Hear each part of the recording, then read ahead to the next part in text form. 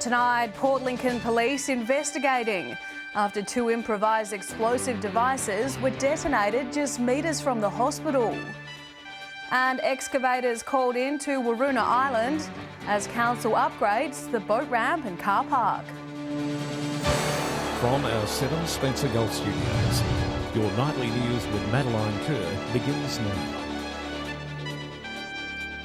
Good evening, thanks for joining us. Police are investigating after two improvised explosive devices were detonated in Port Lincoln. Officers say the first IED went off just before midnight last Tuesday, April 4, the explosion destroying a letterbox along Stroud Street.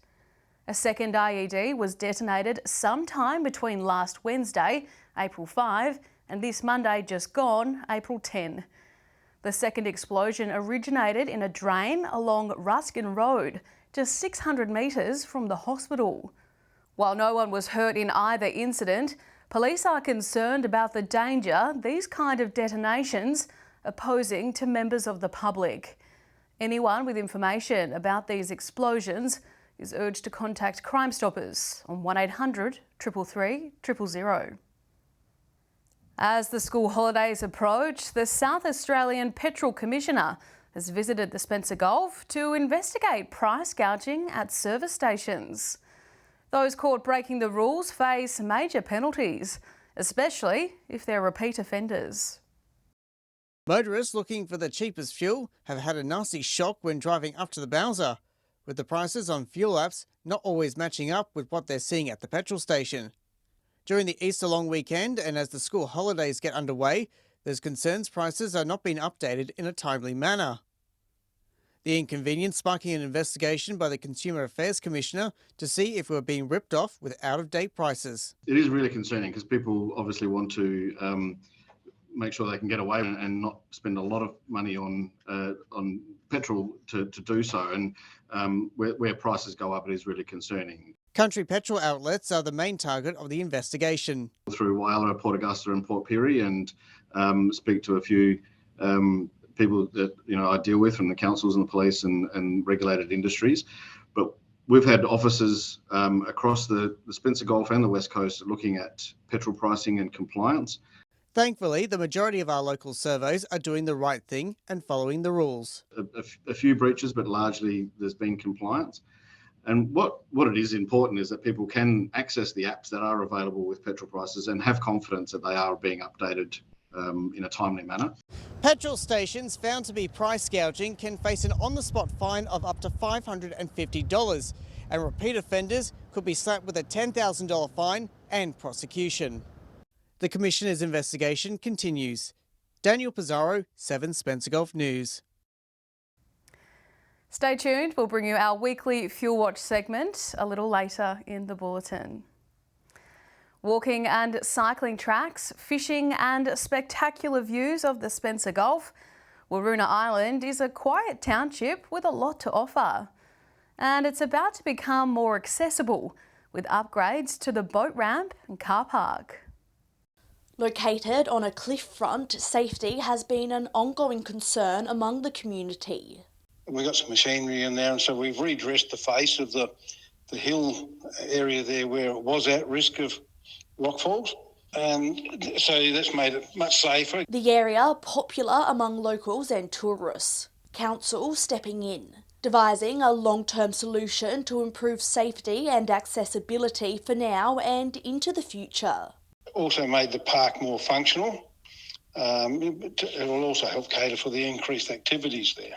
It meant that we could remove all the loose debris at the bottom of all of that, which has increased the car parking area by a good many cars or boats. Major construction is now complete, and Council is looking at further safety measures.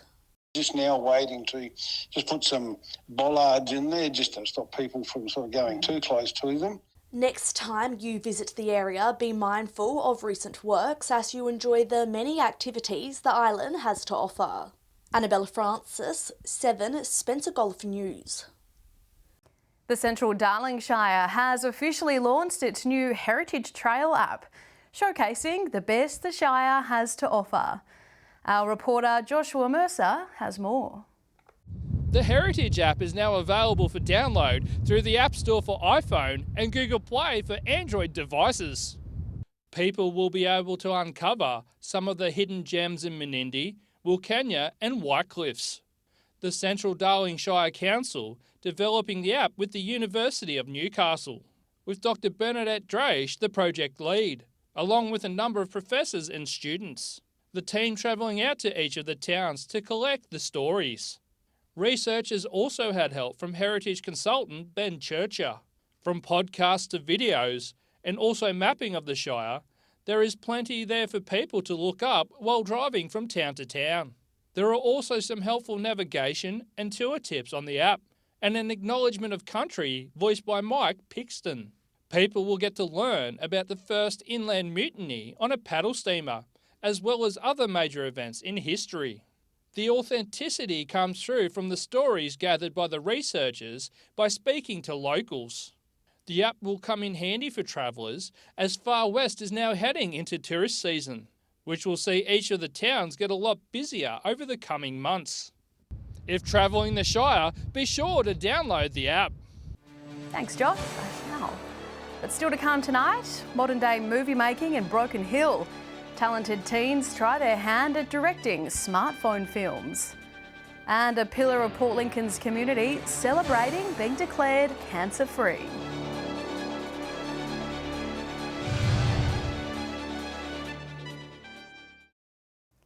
Welcome back.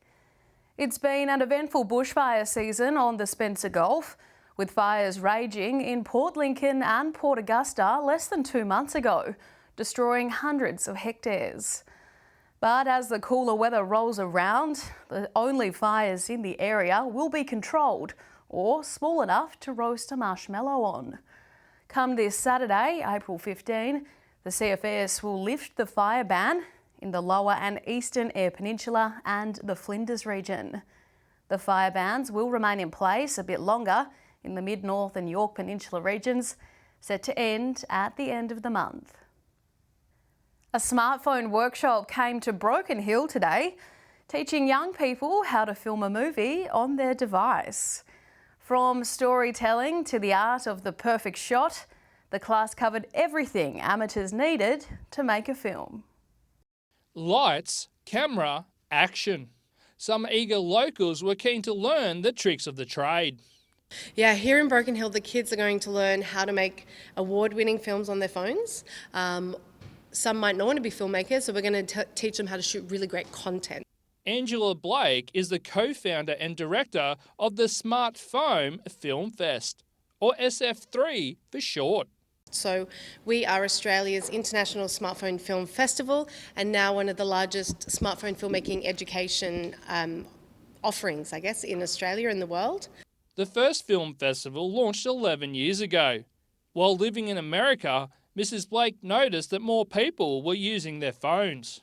She also wanted to make filming even short films more accessible to the masses. I have an undergrad degree in journalism and I was actually doing an interview and my DSLR overheated and I had to finish it on my iPhone 5 and it kind of got me thinking, and you couldn't tell the difference between the footage, you know. While all the filming is done on the phone, you can do the editing on your computer if you choose. For SF3, you do not have to. There are special awards for editing on phones as well. So it's up to each filmmaker. So I teach editing on device and editing on a laptop as well, or a computer. Joshua Mercer, 7, Spencer Gulf News. A few weeks ago, we brought you the touching story of the barber outback as she prepared to undergo surgery following a cancer diagnosis. Our Port Lincoln reporter, Alison Hall, caught up with Tabitha now that she's cancer-free. Our barber outback is back in business. Tabitha returning to work only 3 weeks after her double mastectomy, with some exciting opportunities on the horizon. Working from home, she's almost ready to step back out in her iconic van. I'm increasing my my physical strength, my range of motion every day. I achieve something different every day that I couldn't do the day before. She feels grateful for her work, for the support of her community, and for the charity that housed her in Adelaide throughout the operation process. I found out via one of the breast care nurses in Adelaide that there was a charity called Under Our Roof, and they are funded by the Hospital Research Foundation Group. Tabitha says she stayed in one of their 5-star apartments. They provide 2 beautiful apartments and 2 homes in Adelaide for people like me who come from the country that have to, stay for treatment or, for specialist visits. Going through the process with the support of a friend, their positive attitudes left some taken aback. Marina was the girl I met first. She met me with the keys, and she, by her own admission, she was just blown away by my positivity, and she didn't actually know which one of us was there for the operation, After the support she received, she wanted to give back. When I expressed my interest, they actually come back and said, well, we've been talking and we think that you would make a great ambassador for our major fundraiser, which is the Longest Table. She graciously accepted the role. I'll be, I guess, the face for that event this year in this area. So I'm really looking forward to what that brings. Saying she feels honoured to have been chosen. I see cancer as a gift. I know a lot of people would not see cancer as a gift, but for me, it has opened a door for me to be able to help other people. Alison Hall, 7 Spencer Golf News. Thanks, Ali. Stay with us after the break. How cool is this? The Spencer Golf Council updating locals with its own podcast. And bookworms set to flock to Whyalla for this weekend's Reading and Writing Festival.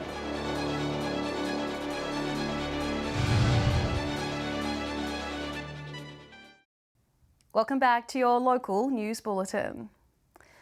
Clare and Gilbert Valleys Council was a trailblazer when it came to podcasting, releasing its first episode more than 2 years ago. And the council hasn't looked back. If you want to stay up to date with the latest news in your council area, but don't want to read the monthly agenda and minutes, you've found your match. It is relatively unique. I know of a few councils that do podcasts around specific issues, but we've made it as part of our communications activities on a monthly basis. The podcast couldn't be in better hands, with former ABC broadcast journalist and Clare local Annabelle Homer hosting and producing the episodes. I went to council to say, would you like to promote my podcast? Because it's promoting businesses in the Clare Valley that have started from scratch and have built themselves up to be these success stories. And would the council be interested in promoting and sponsoring that podcast? And council went one better and thought, why don't we start our own? Reporting on the decisions that council had made each month after its main meeting. And then we thought we'd identify some kind of activity or event that might be happening in that month that we could talk about. Thankfully, Clare is not lacking in that department, with events and projects taking place regularly. We can talk about the SA Autumn Garden Festival and I'll go and do a package at a certain events, or I go to any events within the Clare Valley, like I could do gourmet. You can access the podcast on all the usual platforms, including council's website. So next time you have a long car trip, you'll know what to listen to. Annabelle Francis, 7 Spencer Golf News. The Whyalla Readers and Writers Festival gets underway in just 2 days. It's the first of its kind for the city and is part of a major expansion of events to attract more people to the region. From Friday, the literary world will be focusing on Whyalla for the inaugural Readers and Writers Festival, with the city's library naturally part of the event. Fully funded through a grant from the Libraries Board in their Innovation Fund. It's the first time they've ever had it and we were really lucky enough to be successful. The 3-day festival will feature 3 locations, 9 authors, workshops and readings, including Whyalla's own Stephen Stanley. Everybody knows Stephen Stanley. I came to Whyalla in 1974 and Stephen was doing cartoons for the newspaper. He's put out his own books and I do believe he's relaunching and updating them. Fleur MacDonald coming, Chris Blows, Trisha Stringer, Lee McInerney, Meredith Appleyard, Darry Fraser, all the way from Kangaroo Island, and also Leonie Kelsall from the Adelaide Hills. With the Unearthed Festival held last month, Whyalla is seeing a boom in cultural events. We really want to activate our city, so we are working pretty hard. I mean, the Readers and Writers Festival is a fantastic example of us thinking outside the square. The library team did a wonderful job gaining some grant money and to put this event together, and we really want the community to get involved and come along and support it. There is a great interest in arts, culture, anything like that. So certainly make the most of these authors. It's going to be a fantastic weekend, and I do congratulate the library staff and the Libraries Board for getting behind this. Daniel Pizarro, 7 Spencer Gulf News. Stay with us. Our weekly Fuel Watch segment is coming up after the break. And spoiler alert, we've definitely seen lower prices. And a few showers about the Gulf this morning. We'll have the weather details with Ruby Cairns.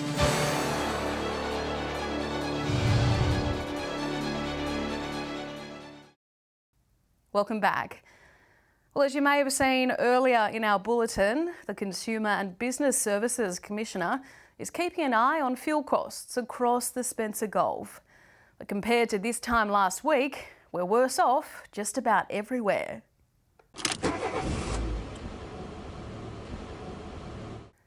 Starting off with unleaded prices now, and goodness me, red arrows everywhere except for Port Pirie, where the average price of ULP has remained the same at just under $1.86 per litre. 1 litre of unleaded will cost you around $1.88 in Whyalla, 5 cents more than last week. It's worth shopping around in Port Augusta. The ACCC site is showing a 14-cent difference depending on where you shop. As of today, the average price has increased up to $1.92.9, up 6 cents from last week. The price has increased in Kadina as well, up around 1 cent to just under $1.86. In Broken Hill, you can save 7 cents per litre if you shop around. The average price for unleaded sitting at over $1.90 in the Silver City. And finally, in the capital, the average price is $1.89.3 at the moment, 5 cents more than this time 7 days ago. Moving on to the diesel prices now, and as you can see, there is one lonely green arrow, but if you look closer, there's not much to celebrate. The average price of diesel in Port Augusta has decreased by half a cent to be around $1.98. The cheapest at the moment can be found in Kadina, the York Peninsula town, offering an average price of $1.91 for a litre of diesel.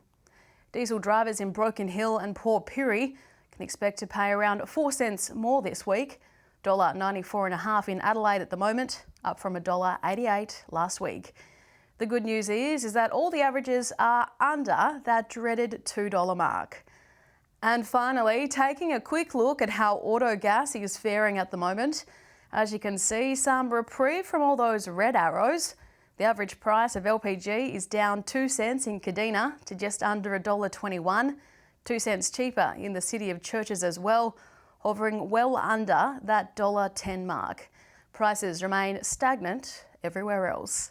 And just a reminder, these prices are just the averages and don't reflect one particular outlet. If you see fuel for cheaper, feel free to let us know via our Facebook page. But it's time now to take a look at what's happening in the weather with Ruby Cairns. Ruby, we had some rain overnight and a little bit more this morning as well.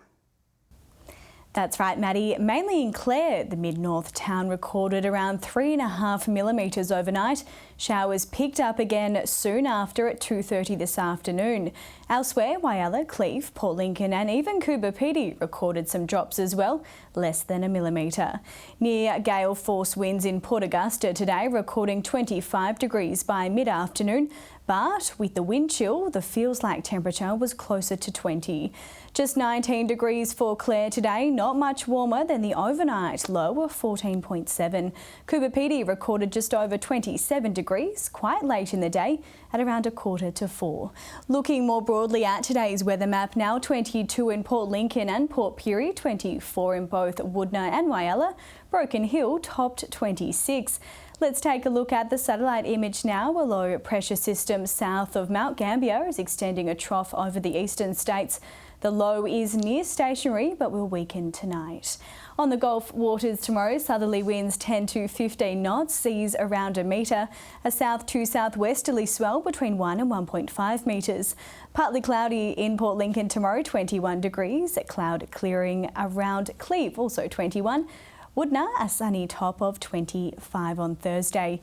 Between 11 and 20 in Whyalla, cloud clearing, just 23 for Port Augusta and Kadina. Port Pirie, sunny, also 23 tomorrow, down to 8 tonight in Clare, warming up to 20 on Thursday. Broken Hill, a sunny top of 22, down to single digits overnight. Let's take a look further through the week now, and starting with Friday's forecast, and it's looking super rainy and perhaps a bit muggy. 24 inch showers for Port Lincoln and Woodna, possible rain in Port Pirie and Port Augusta as well, headed for a high of 28. Very rainy in Coober Pedy, 29, sunny for Broken Hill. Moving on to Saturday's weather map now, and the temperatures do look to be dropping. It's still looking pretty rainy, temperatures between 19 and 21. And finally, taking our first look at how Sunday is looking, rain hanging around Port Pirie and Kadina, and believe it or not, Port Lincoln will be the warmest centre in our region, 2 degrees warmer than Broken Hill's top of 18. And that's all the weather from me tonight. I'll see you a little later with an update. By the way, I love the pink, Maddie. Back to you. Thanks for that, Ruby. We both got the pink memo. And that's all the good news this Wednesday. I'm Madeline Kerr. From all of us here, thanks for joining us. I'll have updates a little later, but until then, enjoy your evening. Good night.